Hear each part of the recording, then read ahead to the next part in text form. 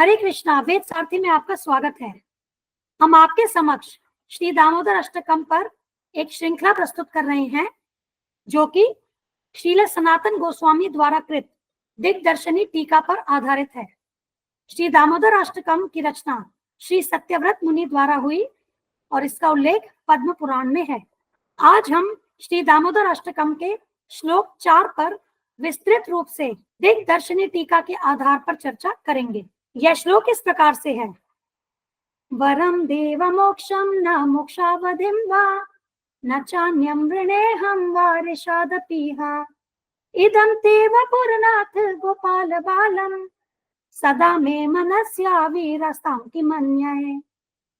शब्दार्थ अन्वय के रूप में, देव, हे देव, वरेशात, समस्त वर प्रदान करने में समर्थ आपसे, मोक्षम, चतुर्थ पुरुषार्थ को, मोक्षावधिम वा अथवा परम सीमा रूप घनीभूत सुख से पूर्ण वैकुंठ लोक, अपि भी, अन्यंच और श्रवण आदि भक्ति, अहम वरम वरदान के रूप में, इह वृंदावन में, न वृणे प्रार्थना नहीं करता हूँ, नाथ हे स्वामिन इस वृंदावन में, इदम गोपाल बालम वर्णित गोपाल बाल रूप, ते आपकी, वपुहु श्री मूर्ति, सदा में मनसी सदैव मेरे हृदय में, आविरास्ताम प्रकटित रहे, अन्यः किम मोक्ष आदि अन्य वरदानों का प्रयोजन।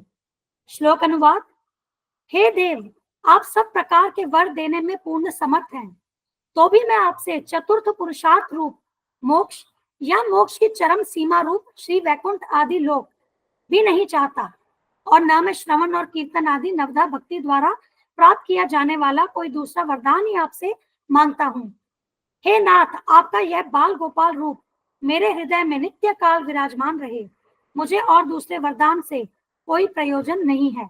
कितनी सुंदरता से देखिए, श्री सत्यव्रत मुनि भगवान श्री कृष्ण से भगवान को ही मांग रहे हैं।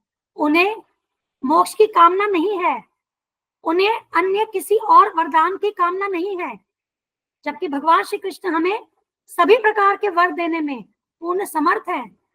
श्री सत्यव्रत मुनि तो भगवान श्री कृष्ण के बाल गोपाल रूप को सदैव अपने हृदय में विराजमान रखना चाहते हैं, उन्हें और किसी दूसरे वरदान से कोई प्रयोजन नहीं है। अब हम इस श्लोक की चर्चा श्री दिग्दर्शनी टीका के आधार पर करेंगे। हमने पिछले 3 श्लोकों में देखा कि श्री सत्यव्रत मुनि भगवान श्री कृष्ण के उत्कर्ष विशेष का वर्णन कर रहे हैं, उनके तत्व विशेष का, उनके रूप का, उनके गुणों का इत्यादि। अब श्लोक 4 और श्लोक 5 में वे भगवान श्री कृष्ण से प्रार्थना कर रहे हैं।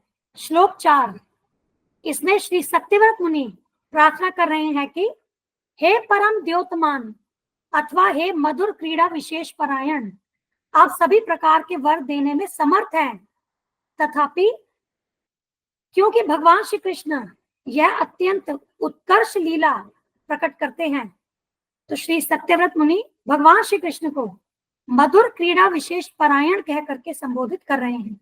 वे कहते हैं कि मैं आपसे मानव जीवन के चौथे पुरुषार्थ या लक्ष्य मोक्ष अर्थात ब्रह्म तेज में विलीन होकर भौतिक संपर्क से मुक्ति प्राप्त करना, इसकी प्रार्थना नहीं करता हूं। तो ये तो हुआ मोक्ष का पहला स्तर। श्री सत्यव्रत मुनि को इसे प्राप्त करने की कोई इच्छा नहीं है। अब अगला स्तर देखिए। न ही मैं मोक्षावधि की प्रार्थना करता हूं, जो श्री वैकुंठ लोक में नित्य निवास करने के रूप में मुक्ति की सर्वोच्च पराकाष्ठा है, जहां जीवन की उत्कृष्टता घनीभूत सुख की प्रकृति है। तो श्री सत्यव्रत मुनि श्री वैकुंठ लोक में नित्य निवास की कामना भी नहीं कर रहे। तो ये हो गया अगला स्तर मोक्ष का। अब इसके बाद इसका अगला स्तर, न ही मैं अन्यंच की प्रार्थना करता हूं, जैसे श्रवण कीर्तन आदि नवधा भक्ति की विधियां, मैं इनमें से किसी भी विधि से प्राप्त होने वाले वरदानों की इच्छा भी नहीं करता हूं। यहाँ पर श्री सत्यव्रत मुनि विभिन्न वरों की श्रेष्ठता के क्रम अनुसार भगवान से कह रहे हैं कि वे इन सब की कामना नहीं करते। आगे वे कहते हैं, इसके अलावा भले ही आप उन्हें मुझे देना चाहें और इसके अतिरिक्त भले ही अन्य लोग ऐसी चीजों को बहुत आकर्षक मानते हों, इहा अर्थात यहाँ वृंदावन में मुझे उनकी थोड़ी सी भी इच्छा नहीं है। ये वे अवस्थाएं हैं जिनकी अन्य जीव कामना करते हैं, परंतु यहाँ श्री सत्यव्रत मुनि कहते हैं कि भले ही भगवान उन्हें ये वर देना चाहें, परंतु इस वृंदावन में मुझे इन वरों को प्राप्त करने की कोई इच्छा नहीं है। वास्तव में जो भगवान की वृंदावन में मधुर लीलाओं की ओर आकर्षित हो जाता है, उसे बाकी वरदानों में कोई रुचि नहीं रहती, क्योंकि जो बाकी वरदान हैं वे भगवान श्री कृष्ण की मधुर लीलाओं के आस्वादन के सामने बिल्कुल तुच्छ हैं। अब पहले हम इन 3 प्रकार के जो वरों की बात की है श्री सत्यव्रत मुनि ने, उनकी श्रेष्ठता के क्रम के विषय में चर्चा करेंगे, और उसके बाद हम बात करेंगे कि यदि श्री सत्यव्रत मुनि ये सब नहीं चाहते तो उनकी इच्छा क्या है। यहाँ देखिए वरों की श्रेष्ठता का क्रम। जो पहला स्तर है, इन तीनों में सबसे निम्न हम कहें वह स्तर है मोक्ष, जो कि चतुर्थ पुरुषार्थ है, या उसकी बात हो रही है, और यह है ब्रह्म तेज में विलीन होकर भौतिक संपर्क से मुक्ति प्राप्त करना। और इसका अगला स्तर वह है मोक्षावधि, अर्थात श्री वैकुंठ लोक में नित्य निवास, और इसका जो संदर्भ आया है शास्त्रों में वह बृहद भागवतामृत उत्तरखंड के पहले अध्याय के श्लोक 14 और 15 में दिया गया है। हम अगली स्लाइड में इस पर चर्चा भी आपसे करेंगे। अब मोक्षावधि के बाद इससे भी जो उच्च स्तर है वह है श्रवण आदि रूप, अर्थात श्रवण कीर्तन आदि भक्ति की 9 विधियों से प्राप्त होने वाले वरदान। श्री वैकुंठ लोक में नित्य निवास, इससे भी श्रेष्ठ जो है वह है नवधा भक्ति द्वारा। ये जो भक्ति की 9 विधियां हैं इसे नवधा भक्ति कहते हैं। तो ये जो श्री वैकुंठ लोक में नित्य निवास है, इससे श्रेष्ठ नवधा भक्ति की विधियों द्वारा प्राप्त होने वाले वरदान हैं। और इसके लिए शास्त्रों में जो संदर्भ आया है जो हम यहाँ आपके समक्ष प्रस्तुत करेंगे वह है श्रीमद् भागवतम का 3रा स्कंद 15वां अध्याय और उसका 49वां श्लोक। तो चलिए पहले हम बृहद भागवतामृत उत्तरखंड अध्याय 1 और श्लोक 14 और 15 पर चर्चा करेंगे। यह श्लोक सिद्ध करते हैं कि श्री वैकुंठ लोक में नित्य निवास ब्रह्म तेज में विलीन होने से श्रेष्ठ है। वैकुंठम दुर्लभम मुक्तैः सांद्रानंद चिदात्मकम निष्कामाये तु तद्भक्ता लभन्ते सद्य एव तत्। वह धाम वैकुंठ सांद्र परमानंद और शुद्ध चेतना से बना है।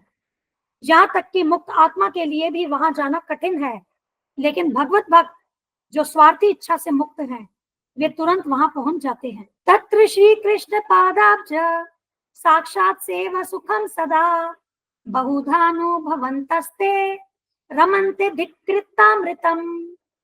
वैकुंठ में रहने वाले शुद्ध भक्तजन श्री कृष्ण के चरण कमलों की प्रत्यक्ष सेवा करने के आनंद को विविध प्रकार से सदा भोगते हैं। इसकी तुलना में मुक्ति का रस निंदित होता है। यह 2 श्लोक सिद्ध करते हैं कि श्री वैकुंठ लोक में नित्य निवास ब्रह्म तेज में विलीन होने से श्रेष्ठ है। अब हम श्रीमद् भागवतम के 3रे स्कंद के 15वें अध्याय के 49वें श्लोक से चर्चा करेंगे, जो यह सिद्ध करता है कि श्रवण कीर्तन आदि भक्ति की 9 विधियों से प्राप्त होने वाले वरदान श्री वैकुंठ लोक में नित्य निवास से श्रेष्ठ है। यह प्रार्थना ब्रह्मा जी के जो पुत्र हैं 4 कुमार, वे भगवान विष्णु से कर रहे हैं।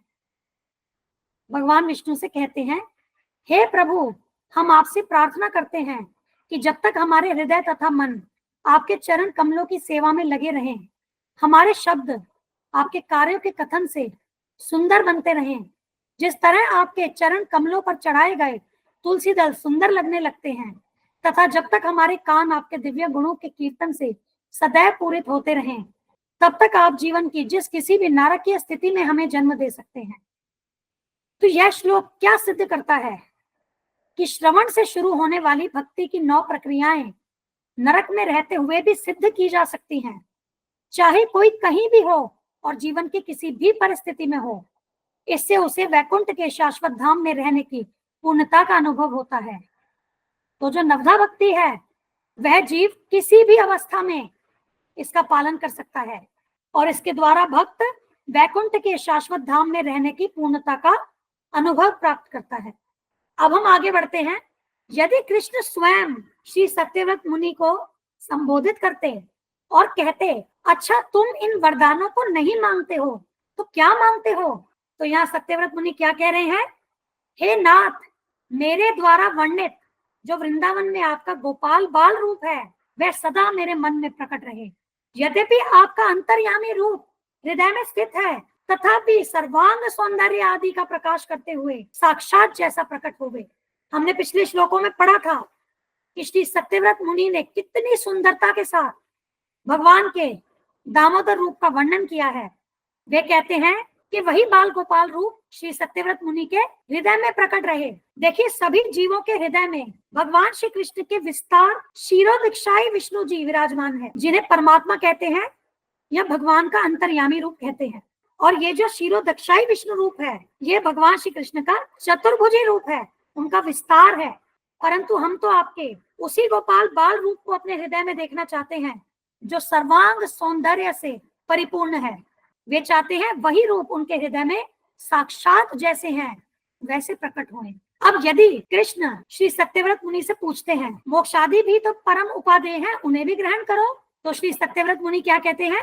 मोक्षादि से मेरा कोई प्रयोजन नहीं है, क्योंकि आपका वपुः सर्वानंद कदम स्वरूप है, उसकी सिद्धि द्वारा ही सभी सिद्धियां हो जाएंगी।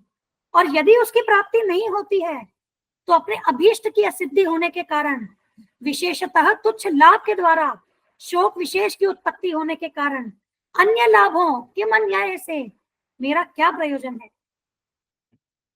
श्री सत्यव्रत मुनि कह रहे हैं कि हे भगवान श्री कृष्ण, आपका जो स्वरूप है वह समस्त ब्रह्मांडों के आनंद से युक्त है, और यदि आपको प्राप्त कर लिया जाए तो बाकी सब तो स्वतः ही और पूर्ण रूप से ही प्राप्त हो जाएगा।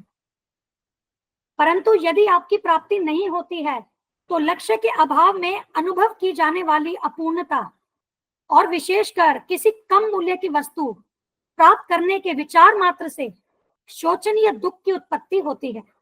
इसीलिए अन्य लाभों से मेरा क्या प्रयोजन है, मुझे अन्य वरदान अन्य लाभों की इच्छा नहीं है। अब किम मन्या है कि एक और व्याख्या श्रील सनातन गोस्वामी जी ने की है। वहां ये बताते हैं कि यदि कृष्ण श्री सत्यव्रत मुनि से पूछते हैं कि ठीक है, मोक्ष आदि मत लो, किंतु परम अपेक्षित मेरी चतुर्भुज आदि मूर्तियों का दर्शन, उनसे संभाषण आदि वर ले लो।